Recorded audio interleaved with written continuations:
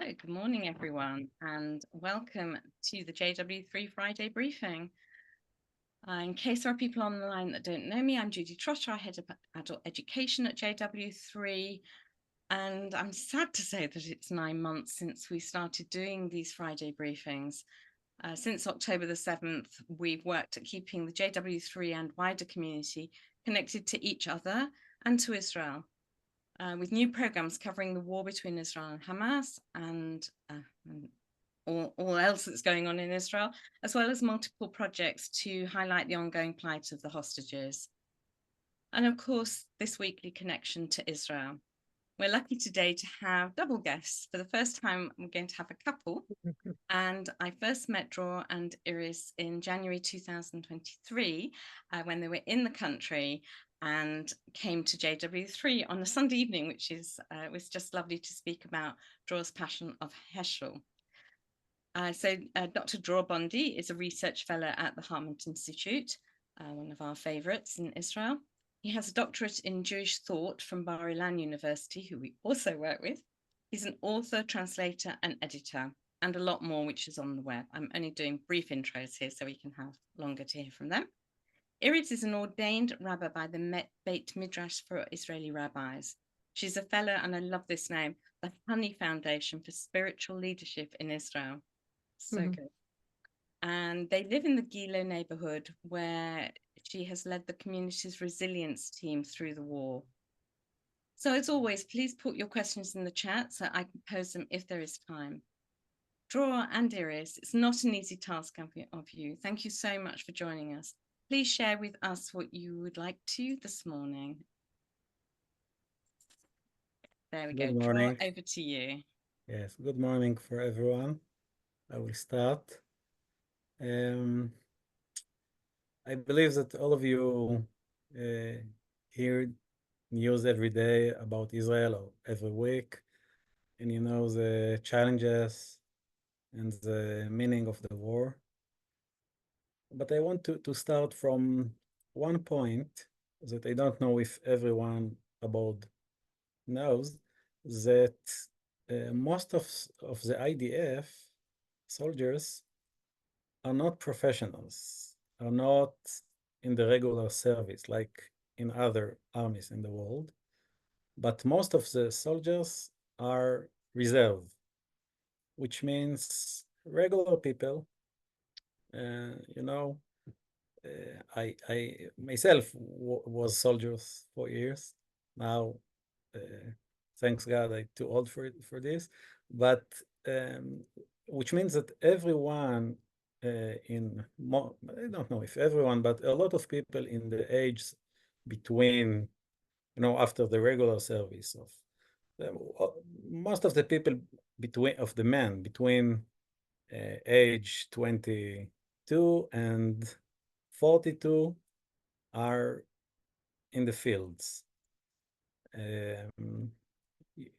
Everyone in Israel knows at least one person that in Gaza.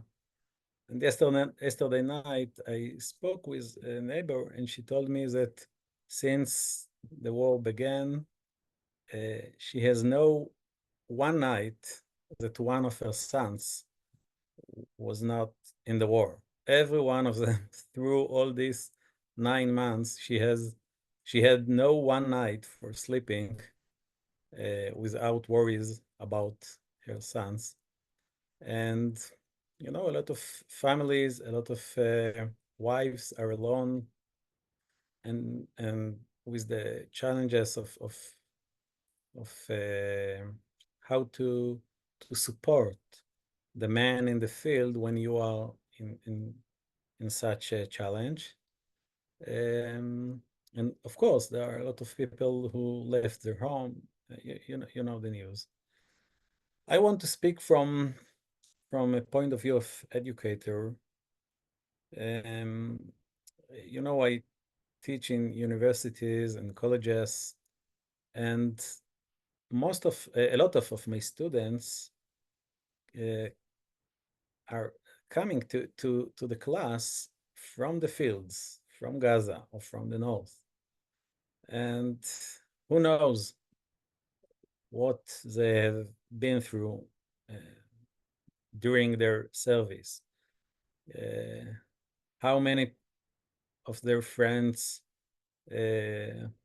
were died just next to them, how many terrorists they had to kill, and unfortunately, how many innocent civilians they mistakenly injured, or even worse. And then they are coming to my class. And how can I teach in such a in the presence of such heroes, or maybe tragical heroes? And I think, and I want to share with you that I feel that in this point I am in need of your support.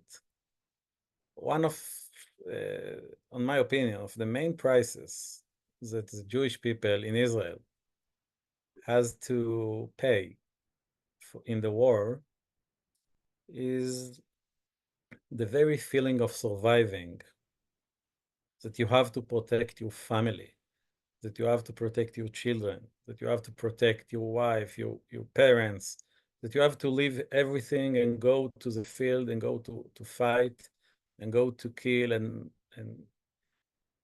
maybe you will be killed. And this is such a challenge, to feel the very feeling of surviving. Because, as you know, to be a Jew is not only about the surviving. We are not a regular nation. We are not a regular people. We have a destiny. We have a vision. And when you have to survive, it's very hard to think and to remember your destiny. And my challenge is to meet the students in the class and let them a place to and maybe even encourage them about their they left everything, they risk their lives, and I want to encourage them for their missions, but in the same time I want to remind to let them remember that Jewishness is first and foremost about morality and spirituality. And it's very hard because I don't want them to hesitate too much in the field unless they, God forbid, may be killed. And in the same time, I want them to remember that surviving Jewishness is not only about surviving, that we have to inspire, that we have to remember to dream not only about the day after the war, but first and foremost about the day after the war. What is our dream? What about Tikkun Olam? How to in the same time took the weapon in one hand and took the Torah and took the mission of Tikkun Olam in the other hand. And this is a real challenge for educators. And in this point, I need your help, because I think this is a contribution that the diaspora Jews can also can contribute to Israel, and people don't think about it, to help us remember Tikkun Olam, to help us remember that not only that Jewishness is not only about surviving, but much deeper. And please help us. Please help us not only by sending money for weapons and communities, etc., but also with this understanding, with this support of the reminder of Tikkun Olam. And I know to speak only from this point of view, and this is why I ask from my wife to speak about the reality. She is in the fields of the community. And Iris, please tell us about your unbelievable work.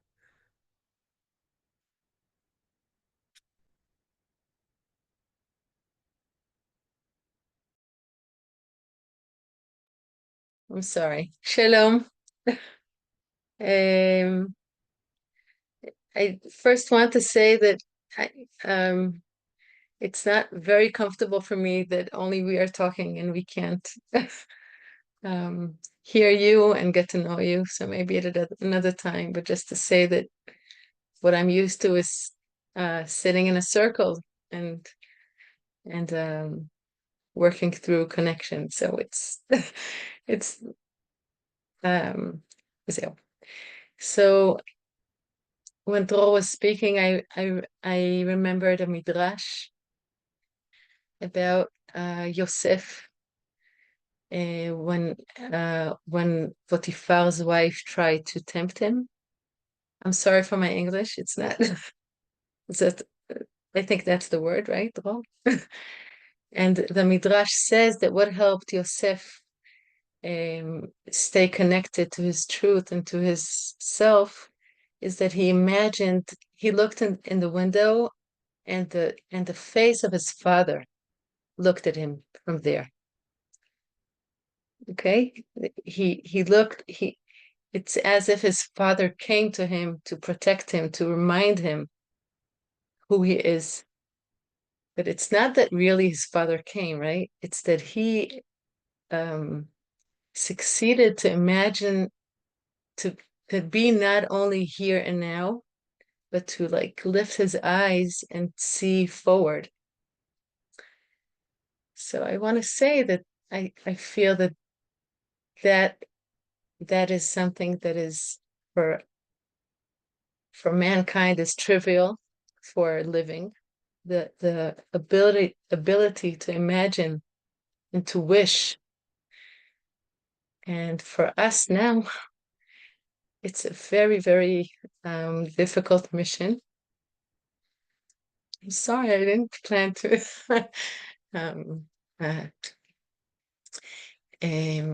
Just to live became a very intensive struggle and effort and mitzvah. I also want to say the biggest mitzvah of all for us now is just to wake up in the morning and to be able to wish or to imagine that this day can be, that we can, and that I can be in this day, and that I have the right, and I have a role, and that we can do this together. And I think that's the biggest also mission, but also source of condolence and koach. How do you say koach? Power or super. אתה על mute.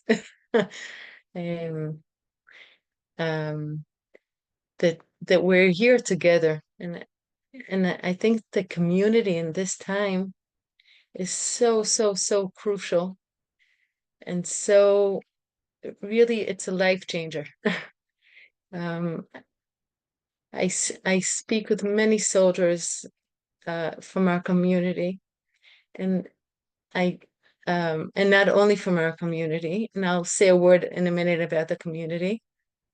And I hear again and again the deep difference between a person who just lives in a city with his family, like alone with no peer group or no community around him, and the loneliness that he feels, and the worry and the anxiety that he has for his family, compared to a person who goes to war and knows that his family is taken care of, and that they are seen, and they are loved, and they are a part of something which is bigger than them. So I'll say a word about our community. Our community started as 5 families 30 years ago, maybe even more, 40 years ago, but 30 years ago we moved to Gilo neighborhood in South Jerusalem. Today, 30 years from there, we are 75 or 80 families. It's a community that is called Beit Israel. We started as an urban kibbutz, and today we are with a variety of kolot, voices, and ways of living. But I think we are all very much attuned to be in shlichut. How do you say that in English, Judy? Sorry, I can't think of the translation. I know what you mean.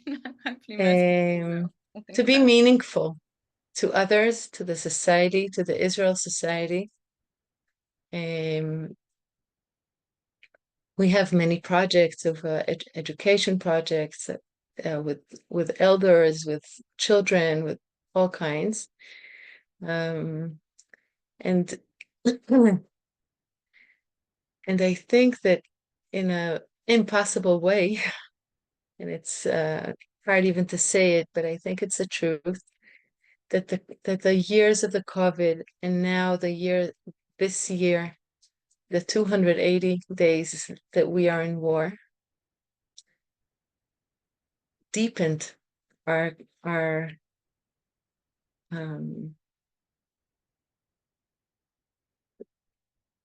how do you say it, like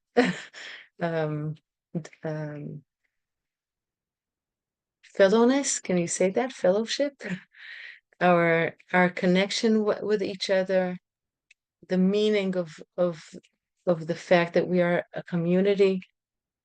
I have a very dear teacher that says, in Hebrew it sounds better, but I'll try, that community is a word that has to be shifted from being a noun to being a verb.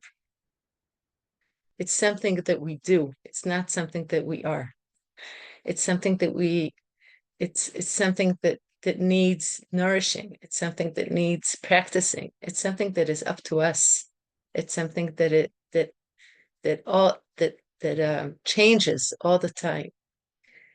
And during these 9 months, somehow the verb of community, I don't know, you would say that in English, but the intimacy, the willing of every individual to go out of himself towards the other, towards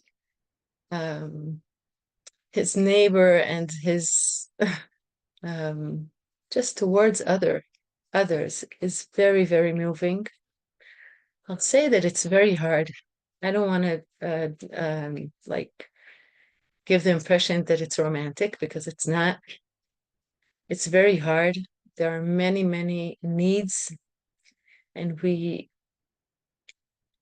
it's it's part of the story is that we can't answer in all the needs in a community of 75 families. The fact that nearly 50 families were without a father or a husband or a son for most of these 280 days. I can't even, really, I still don't have the words to explain how dramatic it is in all of the levels that you can imagine, in the most individual level, in the spiritual level, in the physical level, in the, you know what, in the financial level, in the night and the day, in the for the children, for the grandparents, for even before we speak about the losses of these war, about the people that were killed in this war. I want to say that there are so many losses in this war. I guess that in every war, that's so much violence just because this is war, and so many losses of so many kinds. I have a few friends here that I try to support their families, that they had a baby born just a little bit or before or a little bit after the war started. Nobody can give them back these 9 months. Nobody can give back the father these months. Nobody can give back the mother these months, and nobody can give back the baby these months. This is part of a collective. You know, the word trauma is very common now. I try to be careful about using it, but it's a collective just thing that we're very intensively experiencing.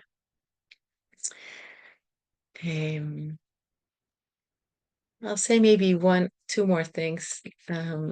One thing that I'll say that something that is very it's hard to hold in our day-to-day life in this time. It's different from the beginning of the war. It changes all the time. I just want to say something about today, okay? How I wake up this morning. Something about the gap, about the pa'ar, it's like two parallel realities.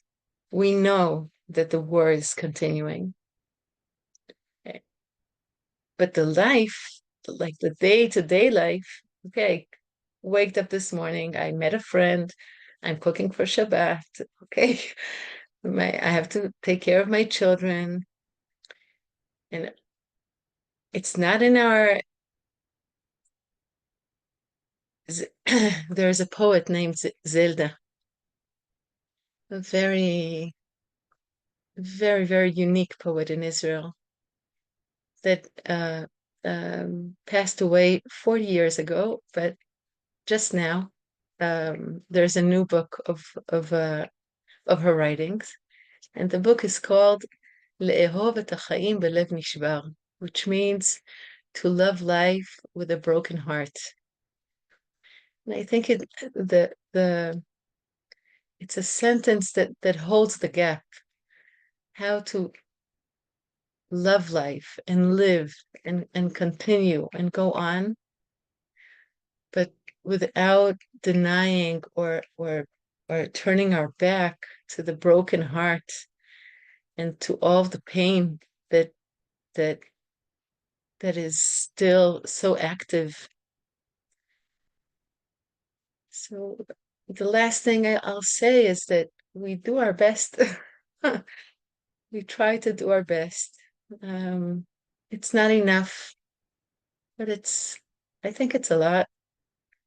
We try to be friends, and we try to be sensitive, and we help each other as much as we can. We bring spirit because we understand that resilience is not only to cook for a family, but also to give them mashma'ut, meaning, and to remind them that there is more than here and now, like Yosef imagined. So I want to say there's a lot of hope and there's a lot of goodness that is revealed in this time, but there's deep pain and a very big mission. Thank you, Iris. That's very moving, and thank you, Dror. You obviously come at it from a different point of view. Dror with his teaching, and you with your community. Just tell us a little bit about Beit Israel. Do you have a community center? Do you have regular get-togethers? Yeah, that kind of thing. I'll answer that. I just want to say that it's very meaningful to me that a community in England wants to hear about our about us and about how we are. Just to ask each other, how are you in these days? It's so I want to say thank you. And I wish we could also get to know and to meet. I'll say that our community has a community center and we meet and we sing together and we study together and we talk. I think that's the most important thing. And we pray and we work. We do. Well, I think that's my biggest role. That just to make sure that it's a living and an active. It's an action and not like a frozen something that you put on the shelf. It's to make sure that it's and Dror, where are you teaching again?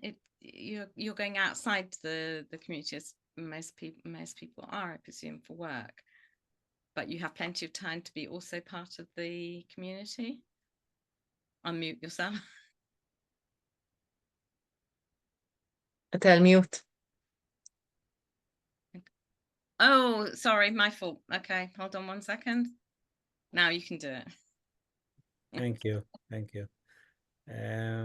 I teach in Hartman Institute and in a college for teachers.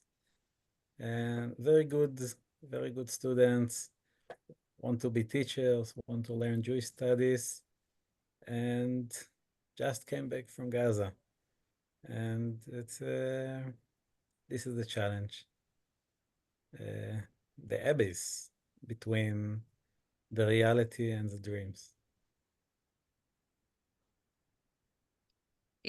It feels very much being weighed down, I think, and this is the impression we get most Friday mornings, that yes, coffee continues, the restaurants are full, everyone's down on the beach trying to get a bit of relief from the heat as well.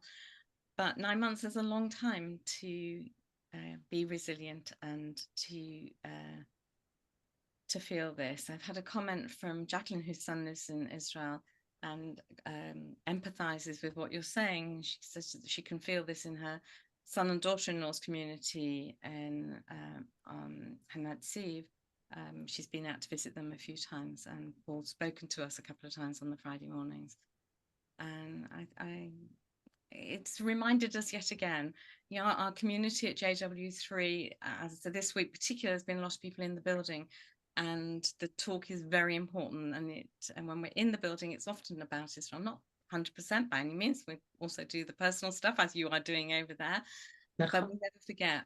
And in fact, you can't forget, because as you're walking over the bridge, there are the padlocks which were for the hostages, and continue to be there and support, and with all the events that we put on. So thank you so much for joining us this morning, and for being so heartfelt and for being so honest with us.